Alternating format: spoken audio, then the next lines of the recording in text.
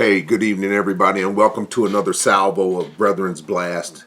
Brethren's Blast is a video ministry of Once Wayward Brethren Ministries, and it is one of our primary tools as far as teaching and being able to expound on things that happen in general life in general, and then trying to hopefully put God's word into play and into action as a part of what it is that we're discussing. Over the course of the last several months, we've been looking at Brethren's Blast Volume 1, where we began a discussion on trauma. Well, tonight I'd like to, as a part of Brethren's Blast Volume 4, I'd like to talk about trauma as the intimacy killer. Again, that's trauma as the intimacy killer, because of the fact that there are things that go on in people's lives that actually, because of those things that have happened to them, that they actually make people become guarded, make them become fearful, make them become less, I want to say, let's use the word obtuse, because of the fact that you don't actually get a full-blown view of who that person really is. I say that not tongue in cheek, because of the fact that, as you know, if you were to go back and to review and to view Trauma Volume 1, Brethren's Blast Volume 1, and talk about trauma, in my discussion about trauma, you will find that I did in fact share some very personal information with you as regarding the trauma that has occurred in my life. I'm at the point now where I understand that trauma is still causing me pain. It is still causing me a lot of things that a lot of people just don't get. Now, I know that in some cases that the stuff that I'm getting ready to talk about, regular people go through it. But the thing is that it is possible for me, and should be possible for those that know me, to absolutely get a deeper and better understanding of who I am, both as a preacher and as a person, based on the fact of what you know about me and what it is that I'm revealing, as far as what I'll be revealing tonight, as far as trauma, and how it has had its impact on my life. I look at the events in my past, and I understand that I do have a lot of trouble letting people in. I have trouble letting them get really, really close to me, or not close to me, but close to the real issues that guide and shape my character and my choices and who it is that I become. Not just the person that I'm trying to portray, but more importantly, the person that I've become. And because of the fact that over the course of time, I've had an awful lot of time on this earth. Matter of fact, I've got more days behind me than I do ahead of me. I realize now, looking at this thing, that there are a lot of things that have gone on that in my life, and this trauma has in fact guided some of those choices. I don't necessarily make the right choices as far as it comes to intimate relationships, and I mean intimate friendships with men, meaning that, close friends, close male friends, and what have you, and by that same token and extension, not only close female friends where I have friends, female friends, but also in my intimate relationships with the other sex. I've had a lot of problems. And because of that, I can actually look back and see that a lot of it was caused by the fact that of the way that I've lived my life based on the things that shaped my life at such an early age. Sometimes it's hard for me to determine who it is that I need to trust, and it leads me to extremism. I happen to be one of those people that I'm either all in, or if there's nothing at all. If you're going to hang out with me, one of the things that needs to happen, and I'm using me because of the fact that I'm hoping that I'm able to, and I need to digress just a little. I'm using me in the hopes that it helps somebody else to be able to identify those things that are going on in them, So, I'm an all or nothing kind of guy, and I'm either all in or I'm not in at all. And there is gray areas are pretty hard for me to deal with. Again, that kind of extremism comes from the fact that at a very early age I was very, very trusting, and Because of that, it led me down those paths where I was actually molested, and as I said before, that I actually became the molestor. And because of that, there's a guilt and shame that goes along with that. And then not only that, though, but for the longest part of my life, I played I've got a secret. And I did have a secret because I didn't share it with anybody. And again, that particular thing didn't come out for me until my brother died back. It'll be 2 years in December of the later this month. So the thing is that I've come to understand that because of that, in my relationships, especially my relationships with the opposite sex, that I can be needy, I can be clingy, and then sometimes I can be full of despair and full of hope. And a lot of times there's just a lot of angst and anger that drives me and keeps me. Because the thing about having been molested, yes, it shaped my character, and there's some things that actually worked out for me. I sometimes use anger as a fuel in order to get to that place where I'm doing what it is that I need to do. There's the desire to be perfection personified, wanting to always do my best and not really caring whether or not you like me or not. That tends to lend itself to a certain kind of arrogance, a certain kind of it lends itself to where people think that you think that you're better than they are, and that's not necessarily the case. But what it is that I've come to understand that these are protection mechanisms that I use sometimes, and because of the fact that I've always got my guard up, the thing is that it's hard for me to let people in. It's not. It's I don't have a lot of real close friends. Because I've come to understand that because of everything that's going on in my life, that sometimes having too many friends leads to the confusion that goes on in my head as far as how it is that I'm supposed to react to certain things in certain situations. I've found myself being taken advantage of in relationships with the opposite sex, where it seems as if I've had the letters ATM etched in my forehead, and it just seems like every once in a while I've gotten into relationships where it just seems like the light was flashing, and they thought that I was the bank, and so I've gotten to the place where my relationships are really guarded, and really I get to that place where the truth of it is that emotionally it takes a long time for me to attach, and when I do, but the problem is that because I say it this way, that in the past, what has happened is that sometimes I've gotten attached too quickly. I've gotten attached too quickly, and then actually, because of the fact that I've gotten attached so quickly, and I'm an all or nothing kind of person, what ends up happening is that you end up driving people away because of the fact that you are clingy, you are needy. Even though, I've done a lot of the right things as far as those relationships are concerned, especially in my marriage. And it's part of the reason why I'm sitting here now talking about the intimacy killer, because of the fact that I am currently going through divorce. And the thing is that as far as that goes, there was just certain areas that, as for me, that were off limits. I wouldn't talk about them, couldn't deal with them, wouldn't allow them to be dealt with. So the thing is that because of that, I'd like to say that what I did was I developed what I'd like to call the Superman complex. And I've always got this need to be Superman. So I'm sacrificing and doing all of these things. I'm doing all of the things that I believe that a man is supposed to do. I pay the bills. I do all of the things that I think that I'm supposed to do. But because of the fact that I've been molested and what have you, I basically talk to everybody the same way. As my mother used to say, I'm the one child that she had that had no tact. I say whatever's on my mind, and I say it whichever way it happens to come out, and I leave it up to you to interpret. There are those of you that are saying right now that, well, he's sharing entirely too much. Well, here's the wonderful thing about the way that I feel about that particular issue.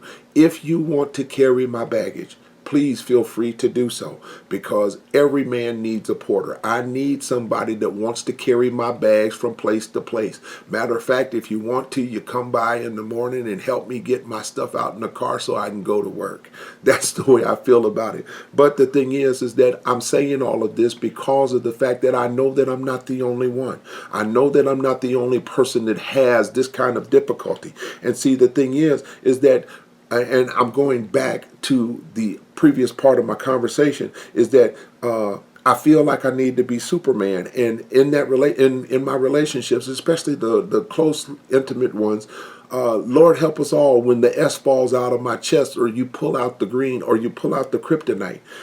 Then we have a problem, because the fact is that because of the extremism that's been caused by the trauma that I've suffered, I end up seeming to be somewhat off balance. But the truth is that I'm not off balance. What I am is I'm reacting making poor choices, in reacting to the hurt that I feel that I've been suffered, the wrong that I feel that has been done to me. So it's because of that it's my desire to stay guarded and strong that both draws and repels people. And I have a tendency to overlook, and sometimes I have a tendency to overlook the flaws in people, and I mean rather obvious ones that I shouldn't be overlooking. But by that same token, because I feel like I've overlooked what's wrong with you, that you should overlook what's wrong with me. And so we get to that place where we're in a take it or leave it situation. So when people get too close and I'm not sure where they are, I sometimes pull them closer, because the saying goes that you keep your friends close and your enemies closer. And I keep them close to me because of the fact that it's harder for you to hurt me if I'm closer to you, and I get an opportunity to observe you and to check out all the little nuances and everything else. But the problem with that, of course, is that sometimes you hold on too tight for the fear of losing somebody. And the thing is that there's an old Confunction song that says that it destroys the beauty of the butterfly if you hold it in your hand. And so the thing is that because of the trauma, it's hard to figure out and how to judge how close to let people, how far away to keep people, whether or not you want to hold on, whether or not to let go, whether or not to let them in, whether or not to kick them out, whatever it is. All of those things are things that hurt. Those things that they're just hard and difficult to deal with. It reminds me of the biblical story, the biblical account in 1 Samuel, where I want to say it's chapter 20, where David and Jonathan are friends, and Jonathan is the son of Saul, but David and Jonathan are very, very good friends. And so the thing is that Saul, Jonathan's father, is trying to kill David, and in trying to kill David, he's trying to kill David, and so Jonathan and David come up with a plan that so that Jonathan can let David know what kind of mood that Saul is in, and whether or not David should come close or whether or not he should go away. It is a story of real friendship, and because of that, I understand as I'm reading the story that what ends up happening is that the arrow that Jonathan knocks the arrow and repeats what it was that he told David that he was going to say if David needed to stay away. Well, the reason why I bring this story up is because later on in chapter 22, after David has gone away, one of the things that happens is that David attracts 400 people. And I want to read directly from the Bible what it is that it says that who these people are that David attracted. And it reads in verse 22, chapter 22, verse 1, David therefore departed from there and escaped to the cave of Adullam. So when his brothers and all his father's house heard it, they went down there to him. And this is the important part. And everyone who was in distress, everyone who was in debt, and everyone who was discontented gathered to him. So he became captain over them, and there were about 400 men with him. Well, see, the thing is that after having, not having a friendship with his closest friend, or not being able to enjoy the closeness of that, the intimacy of that particular relationship, David drew to him people that were in trouble, people that weren't, for lack of a better way to put it, were marginalized by society. They weren't necessarily his friends. They followed David, but David didn't have the kind of close friendship anymore that he had with Jonathan. So I'm saying all of this because of the fact that because David had suffered the trauma of of Saul trying to kill him a couple of times, it ended up costing him the only real friend that he had. And then when he went out into the world, he started drawing the kinds of people that drew to him, the kinds of people that came to him like moths to flames, were people who were on the outskirts of society. And the thing about it is that for those of us that have been traumatized, we have a hard time letting people in. And a lot of times we tend to gravitate towards those people that are more like us, who we feel have more in common with us. And a lot of times it's not the normal, the regular people that grew up with mother and father and had nothing happen to them. It's more times than not than people that have suffered, people that have gone through, people that have been traumatized, people that have been arrested, people that most other people think are delusional and what have you. And so the thing is that as far as it goes, the problem with trauma is that it changes our definition of what is normal, because we no longer have a valid definition of what is normal. We have a definition that has been skewed by whatever it was that happened to us. If we have been victimized, we take up a victim mentality. If we continue to walk that way, we will always perpetually be the victim. But sometimes we've been victimized, and what ends up happening, as I believe it's happened in my case, is that we do a 180 and we project strength, we project the ability to solve problems, we project the ability to overcome, we project the desire to succeed, we project a lot of things to a lot of people, and it is because of that we have this positive outlook. But these are things that we project to people who are not that close to us, because we're so afraid to be vulnerable to those that we come into contact with. We don't want to be hurt, we don't want to be trampled, we don't want to be abused, because we've been through all of that. And I'm here to tell you today that there is a God that loves you, that says that no matter what it is that happens, he is going to fix whatever is wrong, whatever is broken. And if you've been a victim, he is a friend to victims. Not only as a friend to victims, but he is a nurturer to victims. And he will take and he can help you to get to that place where you need to be in order to get to where it is that he wants you to go.